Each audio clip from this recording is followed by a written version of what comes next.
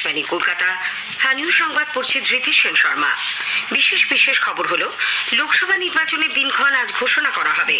State ব্যাংককে প্রতিটি নির্বাচনী বন্ড চিহ্নিত করার জন্য নির্দিষ্ট সংখ্যা প্রকাশ করতেই হবে বলে সুপ্রিম কোর্ট স্পষ্ট নির্দেশ দিয়েছে।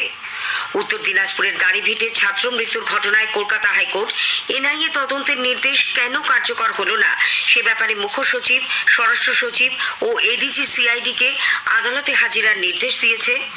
সন্দেশখালীর 5 নির্যাতিতা মহিলা সহ হিংসায় ক্ষতিগ্রস্ত 11 জন রাষ্ট্রপতি ভবনে গিয়ে গতকাল রাষ্ট্রপতির সঙ্গে দেখা করেন। রাজ্য সরকারি কর্মীদের উৎসব ভাতা ও অগ্রিম টাকার পরিমাণ ঘোষণা করা হয়েছে। রাজ্য সরকার বানতলা চর্মনগরী সম্প্রসারণের উদ্যোগ নিচ্ছে। আসছি বিস্তারিত খবরে। লোকসভা নির্বাচনের দিনক্ষণ আজ ঘোষণা করা হবে। নতুন দিল্লির বিজ্ঞান ভবনে বেলা 3টে ভোটের নির্ঘণ্ট প্রকাশিত হবে বলে নির্বাচন কমিশনের এক প্রেস বিবৃতিতে গতকাল জানানো হয়। একই সঙ্গে অরুণাচল প্রদেশ, অন্ধ্রপ্রদেশ, সিকিম এবং ওড়িশা বিধানসভার দিনক্ষণও ঘোষণা করা হবে। উল্লেখ্য, বর্তমান লোকসভার মেয়াদ শেষ হচ্ছে এবছরের 16 জুন। 2019-এর লোকসভা নির্বাচনে এপ্রিল থেকে মে মাস পর্যন্ত 7 দফায় নির্বাচন চলে। 2021-এর রাজ্য বিধানসভা নির্বাচনে ভোট হয় 8 দফায়। সেই হিসেব মতো এবারেও এ রাজ্যে একাধিক দফাতেই ভোট হবে বলে রাজনৈতিক বিশেষজ্ঞরা মনে করছেন। এদিকে তৃণমূল কংগ্রেস এ রাজ্যে 1 দফা ভোটের দাবি জানিয়েছে। মন্ত্রী শশী পাজা বলেছেন, কেন্দ্রীয় বাহিনী যাতে কোনোভাবে ভোটারদের প্রভাবিত ও ভীতি প্রদর্শন না করে সেই দিকটাও দেখা দরকার। 543 আসনের লোকসভার জন্য এখনো পর্যন্ত বিজেপি, প্রধান বিরোধী দল কংগ্রেস বা কোনো দলই সম্পূর্ণ প্রার্থী তালিকা প্রকাশ করেনি। বিজেপি 267 এবং কংগ্রেস 82 জন প্রার্থীর নাম ঘোষণা করেছে। লোকসভা ভোটের পাশাপাশি রাজ্যের বরানগর ও ভগবানগোলা বিধানসভা আসনেও উপনির্বাচন হওয়ার সম্ভাবনা। নির্বাচনী আধিকারিকের দপ্তর থেকে গতকাল ওই দুটি আসনে উপনির্বাচন নিয়ে সংশ্লিষ্ট জেলা শাসকদের সঙ্গে বৈঠক করা হয়। স্টেট ব্যাংকে প্রতিটি নির্বাচনী বন্ড চিহ্নিত করার জন্য নির্দিষ্ট সংখ্যা প্রকাশ করতেই হবে বলে সুপ্রিম কোর্ট স্পষ্ট নির্দেশ দিয়েছে।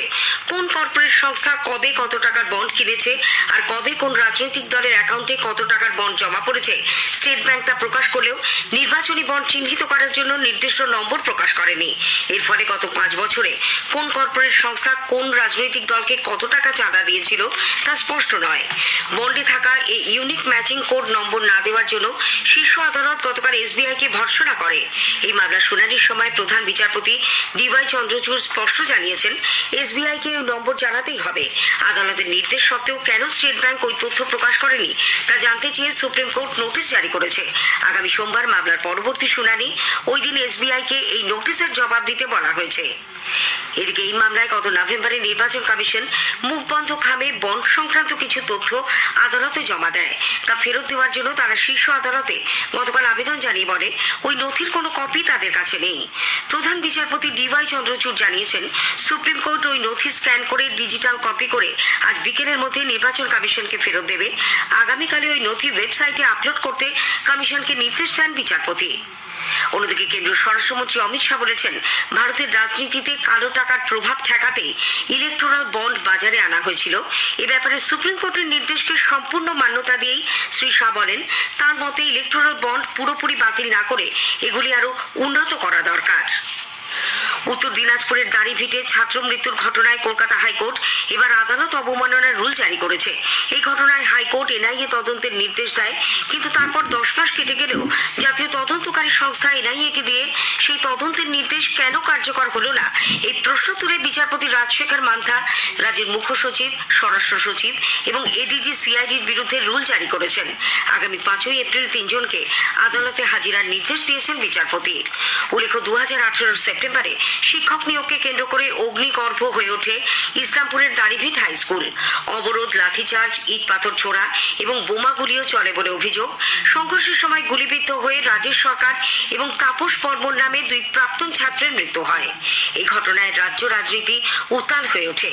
ছাত্র মৃত্যুর ঘটনায় সিবিআই তদন্তের দাবিতে তাদের পরিবার এবং এলাকাবাসীর আন্দোলনে প্রায় 2 মাস ধরে বন্ধ থাকে দাড়িভিট স্কুল। স্থানীয়রা পুলিশের বিরুদ্ধে গুলি চালানোর অভিযোগ আনলেও পুলিশ তা অস্বীকার করে। এই ঘটনায় কলকাতা হাইকোর্ট প্রথমে সিআইডি তদন্তের নির্দেশ দেয়। তারপর বিচারপতি রাজশেখর মান্থা গত বছর 10ই মে এই মামলায় এনআইএ তদন্তের নির্দেশ দেওয়ার পাশাপাশি ক্ষতিগ্রস্ত পরিবারগুলিকে আর্থিক সাহায্য দিতে বলেন।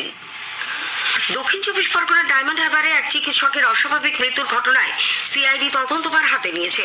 এই ঘটনায় জড়িত থাকার অভিযোগে ধৃত ব্যবসায়ী দম্পতি অভিজিৎ দাস ও রিয়া দাস এবং কলকাতা পুলিশের কনস্টেবল বাকিবুল্লাহ বুরহানিকে পুলিশ হেফাজত শেষে ডায়মন্ড হারবার মহকুমা আদালতে তোলা হয়। বিচারক তাদের 4 দিনের সিআইডি হেফাজতে পাঠিয়েছেন।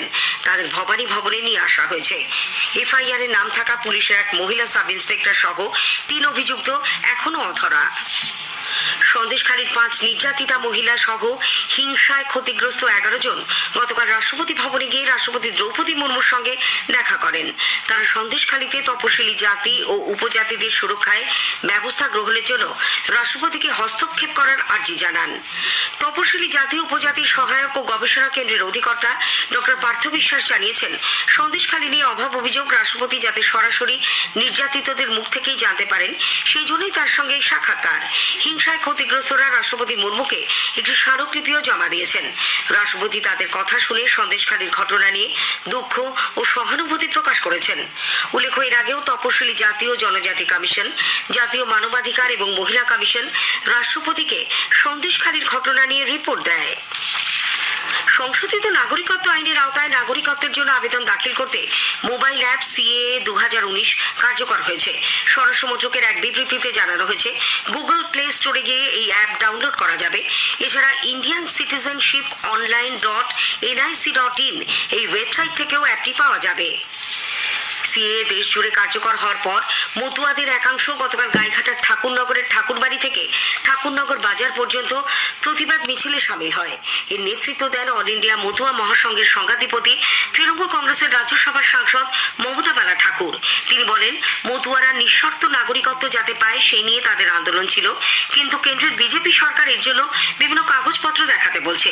ধর্মীয় নির্যাতনের কারণে যারা উপার বাংলা থেকে এদেশে চলে এসেছিলেন তারা কোথায় কাগজ পাবেন সেই প্রশ্নও তোলেন মমতা বালা। যে নোটিফিকেশন বের করেছে যে অনলাইনে যেটা ভরলে তারা নাগরিকত্ব পাবে, যে 9টা ধারা দিয়েছে যে এই জিনিসগুলো আপনাদের দিতে হবে, আমাদের কোনো পশ্চিমবাংলায় কেন ভারতবর্ষের কোনো মতো দেশে জিনিস নেই, ওপার বাংলার মানুষ যারা এসে তাদের নেই। তো সেই জায়গায় দাঁড়িয়ে তার বিরুদ্ধে অল ইন্ডিয়া মতো মহাসংঘ রাস্তায় নামছে এবং এর পরের থেকে সারা পশ্চিমবাংলার সব জায়গায় আমাদের এই প্রতিবাদ সভা চলবে। স্থানীয় সংবাদ শুনছেন আকাশবাণী কলকাতা কেন্দ্র থেকে। এখন বিজ্ঞাপন, পরে রয়েছে বাকি খবর।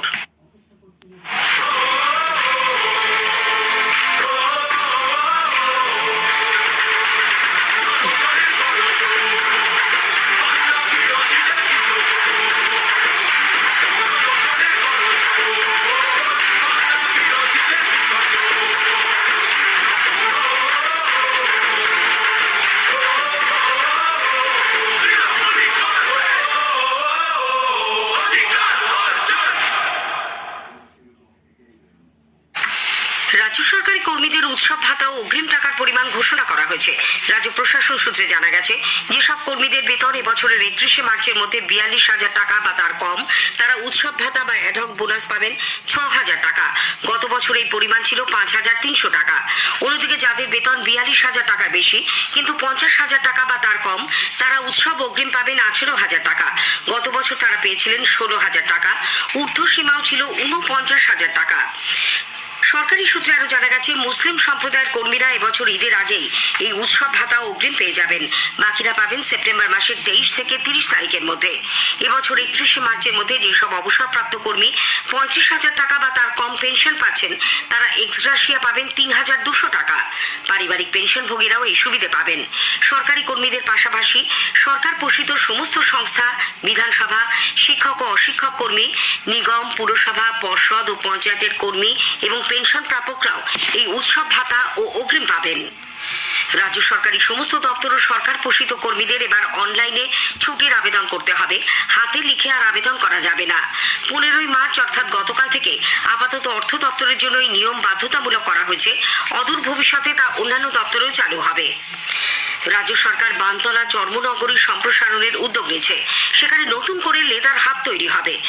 পুর নগরোন্নয়ন মন্ত্রী কলকাতার মেয়র ফিরহাদ হাকিম গতকাল কলকাতায় এক অনুষ্ঠানে একথা জানিয়ে বলেন, বানতলা লেদার কমপ্লেক্সে আর কোনো জায়গা খালি নেই, সেখানে নতুন করে কোনো শিল্প সংস্থা বিনিয়োগ করতে পারে। অথচ চর্ম শিল্পে রাজ্যে আরো বিনিয়োগ আসতে চাইছে এবং শিল্প সংস্থাগুলিও চর্মনগরীতে জায়গা চাইছে। তাদের ঠাঁই দেওয়ার জন্যই বানতলায় নতুন করে শিল্প তালুক গড়ে তোলা হবে। গণপরিবহন ব্যবস্থা ঢেলে সাজাতে রাজ্য সরকার সমস্ত আরটিএ বোর্ড বা আঞ্চলিক পরিবহন পর্ষদ ভেঙে নতুন করে তৈরির সিদ্ধান্ত নিয়েছে।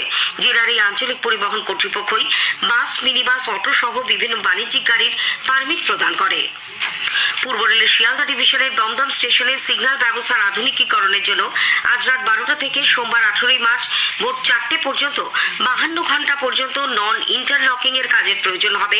এর ফলে আজও আগামীকাল ট্রেন চলাচল নিয়ন্ত্রণ করা হবে বলে পূর্ব রেল সূত্রে জানা গেছে।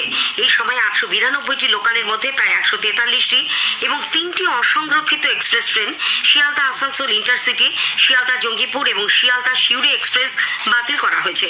এদিকে এই ট্রেন চলাচল নিয়ন্ত্রণের প্রেক্ষিতে পশ্চিমবঙ্গ পরিবহন নিগম WBTC এই দুদিন বিশেষ বাস পরিষেবা দেবে।